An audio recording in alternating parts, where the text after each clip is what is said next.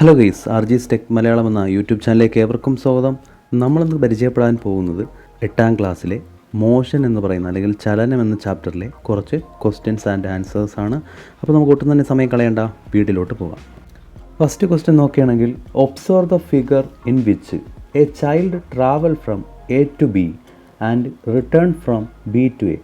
ഒരു കുട്ടി എയിൽ നിന്നും ബിയിലേക്കും തിരിച്ചും സഞ്ചരിച്ച ചിത്രം നിരീക്ഷിക്കുക.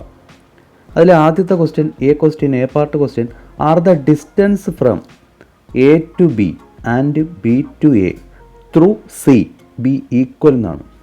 എയിൽ നിന്ന് ബിയിലേക്കും ബിയിൽ നിന്ന് സി വഴി തിരിച്ച് എയിലേക്കും സഞ്ചരിച്ച ദൂരം തുല്യമാണോ എന്നാണ്. ചിത്രത്തിൽ നിന്ന് നമുക്ക് മനസ്സിലാവും, എയിൽ നിന്ന് കുട്ടി ബി വഴി എത്താൻ 400 മീറ്റർ സഞ്ചരിച്ചു. എന്നാൽ എയിൽ നിന്ന് സി വഴി അത് ബിയിലെത്താൻ കുട്ടി സഞ്ചരിച്ചത് 250 + 300 അതായത് 550 മീറ്റർ കുട്ടി സഞ്ചരിച്ചു. അപ്പോൾ എയിൽ നിന്ന് ബിയിലെത്താനും എയിൽ നിന്ന് സി വഴി ബിയിലെത്താനും സഞ്ചരിച്ച ദൂരം തമ്മിൽ വ്യത്യാസമുണ്ട്. രണ്ടും തുല്യമല്ല എന്ന് നമുക്ക് മനസ്സിലായി. രണ്ടാമത്തെ ക്വസ്റ്റ്യൻ എന്തെന്ന് വെച്ച് കഴിഞ്ഞാൽ, what is the difference between the distance between A to B and return to B through C.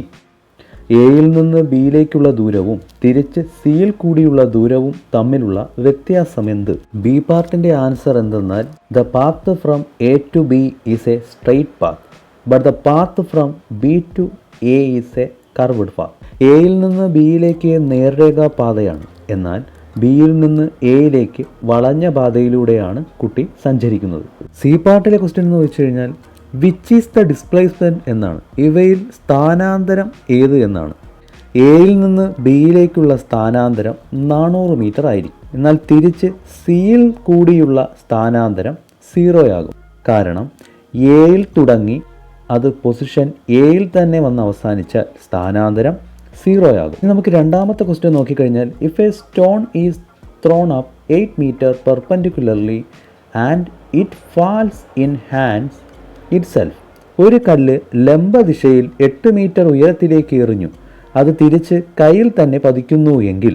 അതിലെ എ പാർട്ടിലെ question, what is the distance travelled by the stone when it is thrown up and what is the displacement. മുകളിലേക്ക് എറിഞ്ഞപ്പോൾ കല്ല് സഞ്ചരിച്ച ദൂരമെത്ര, സ്ഥാനാന്തരമെത്ര? എയുടെ answer ഡിസ്റ്റൻസും ഡിസ്പ്ലേസ്മെൻറ്റും തുല്യമാണ്, അതായത് 8 metre തന്നെയാണ്. അടുത്തത് ബി പാർട്ടിലെ question, what is the distance when it fell in hand and what is the displacement. തിരികെ കയ്യിലെത്തുമ്പോൾ സഞ്ചരിച്ച ദൂരമെത്ര, സ്ഥാനാന്തരമെത്ര? ബി പാർട്ടിൻ്റെ ആൻസർ നോക്കുകയാണെങ്കിൽ, കല്ല് സഞ്ചരിച്ച ആകെ ദൂരം കണക്കാക്കുകയാണെങ്കിൽ മുകളിലോട്ട് സഞ്ചരിച്ച 8 മീറ്ററും താഴേക്ക് സഞ്ചരിച്ച 8 മീറ്ററും കൂടി ചേർത്താൽ 16 മീറ്റർ അഥവാ 16 മീറ്റർ ലഭിക്കും. എന്നാൽ കല്ല് തിരികെ കയ്യിലെത്തുന്ന സമയത്ത് കല്ല് തുടങ്ങിയതും തിരിച്ച് വന്നു ചേർന്നതും കൈകളിലായതുകൊണ്ട് സ്റ്റാർട്ടിംഗ് പൊസിഷനും എൻഡിങ് പൊസിഷനും ഒന്ന് തന്നെയാണ്. അവിടെ സ്ഥാനാന്തരം 0 ആയിരിക്കും. അടുത്തത് മൂന്നാമത്തെ ക്വസ്റ്റ്യൻ നോക്കാം. A car travels a distance of 15 metre from A to B in 2 second, a distance of 25 metre from B to C in 3 second, a distance of 8 metre from C to D in 1 second. ഒരു car A മുതൽ B വരെയുള്ള 15 metre 2 second കൊണ്ടും B മുതൽ C വരെയുള്ള 25 metre ദൂരം 3 second കൊണ്ടും C മുതൽ D വരെയുള്ള ദൂരമായ 8 മീറ്റർ 1 സെക്കൻഡ് കൊണ്ടും സഞ്ചരിക്കുന്നു എങ്കിൽ. ആദ്യത്തെ ക്വസ്റ്റ്യൻ നോക്കാം. What is the total distance travelled. Car സഞ്ചരിച്ച ആകെ ദൂരം എത്ര? What is the total distance travelled അഥവാ കാർ സഞ്ചരിച്ച ആകെ ദൂരം എത്ര എന്ന് ചോദിച്ചാൽ, എയിൽ നിന്ന് ബിയിലെത്താനെടുത്ത 15 മീറ്ററും ബിയിൽ നിന്ന് സിയിലെത്താനെടുത്ത 25 മീറ്ററും സിയിൽ നിന്ന് ഡിയിലെത്താനെടുത്ത 8 മീറ്ററും കൂടി ആഡ് ചെയ്യണം അഥവാ കൂട്ടണം. അപ്പോൾ നമുക്ക് 48 മീറ്റർ എന്ന് ലഭിക്കും. ആകെ എത്ര ദൂരം ട്രാവൽ ചെയ്തു എന്ന് ചോദിച്ചാൽ 48 മീറ്റർ ട്രാവൽ ചെയ്തു. ബി പാർട്ടിലെ ക്വസ്റ്റ്യൻ എന്തെന്നാൽ, what is the total time taken to travel this distance. ഇത്രയും ദൂരം സഞ്ചരിക്കാനെടുത്ത ആകെ സമയം എത്ര എന്നാണ് ചോദ്യം.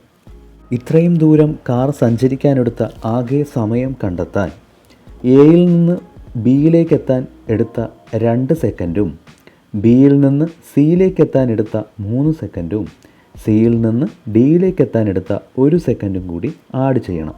അത്തരത്തിൽ 2 + 3 + 1 നമുക്ക് ആഡ് ചെയ്യുമ്പോൾ നമുക്ക് ലഭിക്കുന്ന ആൻസർ 6 അത്തരത്തിൽ കാറ് സഞ്ചരിക്കാനെടുത്ത സമയം എന്ന് പറഞ്ഞാൽ 6 സെക്കൻഡ് ആയിരിക്കും. അടുത്ത സി പാർട്ടിലെ ക്വസ്റ്റ്യൻ നോക്കിയാൽ what is the average speed of the car? കാറിൻ്റെ ശരാശരി വേഗം എത്ര എന്നാണ് ചോദ്യം. ആവറേജ് സ്പീഡ് കണ്ടെത്താൻ അഥവാ ശരാശരി വേഗം കണക്കാക്കാൻ ടോട്ടൽ ഡിസ്റ്റൻസ് ട്രാവൽഡ്, അതായത് ആകെ സഞ്ചരിച്ച ദൂരം divided by total time taken to travel, സഞ്ചരിക്കാനെടുത്ത ആകെ സമയം ചെയ്യുമ്പോഴാണ് നമുക്ക് ആവറേജ് സ്പീഡ് അഥവാ ശരാശരി വേഗം കിട്ടുന്നത്. ഇവിടെ ആകെ സഞ്ചരിച്ച ദൂരം 48 മീറ്ററാണ്. അതിനെടുത്ത സമയം 6 സെക്കൻഡും. അത്തരത്തിൽ 48 മീറ്റർ ഡിവൈഡഡ് ബൈ 6 സെക്കൻഡ് ചെയ്യുമ്പോൾ നമുക്ക് 8 മീറ്റർ പെർ സെക്കൻഡ് കിട്ടും. സ്പീഡിൻ്റെ യൂണിറ്റായ മീറ്റർ പെർ സെക്കൻഡ് എഴുതാൻ മറക്കരുത്. അടുത്ത 4ാമത്തെ ക്വസ്റ്റ്യൻ എന്തെന്നാൽ what is the acceleration when a car start from rest raised a velocity 80 metre per second in 10 second. ഒരു കാർ നിശ്ചലാവസ്ഥയിൽ നിന്ന് 10 സെക്കൻഡ് കൊണ്ട് 80 മീറ്റർ പെർ സെക്കൻഡ് പ്രവേഗമായി മാറിയെങ്കിൽ അതിൻ്റെ ത്വരണം എത്ര, ആക്സിലറേഷൻ എത്ര എന്നാണ് ചോദ്യം. നമുക്ക് നോക്കാം. ആക്സിലറേഷൻ അഥവാ ത്വരണം എന്ന് പറയുന്നത് changing velocity divided by time എന്നാണ്. അഥവാ ഫൈനൽ വെലോസിറ്റിയായ അന്ത്യപ്രവേഗത്തിൽ നിന്നും ഇനിഷ്യൽ വെലോസിറ്റിയായ ആദ്യ പ്രവേഗം കുറച്ചതിന് ശേഷം അതിനെടുത്ത സമയം അഥവാ ടൈം കൊണ്ട് ഡിവൈഡ് ചെയ്യുമ്പോൾ ലഭിക്കുന്നതാണ് ആക്സിലറേഷൻ എന്ന് പറയുന്നത് അഥവാ ത്വരണം എന്ന് പറയുന്നത്. ഇവിടെ അന്ത്യപ്രവേഗം അഥവാ ഫൈനൽ വെലോസിറ്റി 80 മീറ്റർ പെർ സെക്കൻഡാണ്. അതിൽ നിന്നും ഇനിഷ്യൽ വെലോസിറ്റി അഥവാ ആദ്യ പ്രവേഗമായിട്ടുള്ള 0 കുറച്ചതിനു ശേഷം അതിനെടുത്ത സമയമായ 10 കൊണ്ട് ഡിവൈഡ് ചെയ്യുക. അപ്പോൾ നമുക്ക് 8 മീറ്റർ പെർ സെക്കൻഡ് സ്ക്വയർ എന്ന് ലഭിക്കും.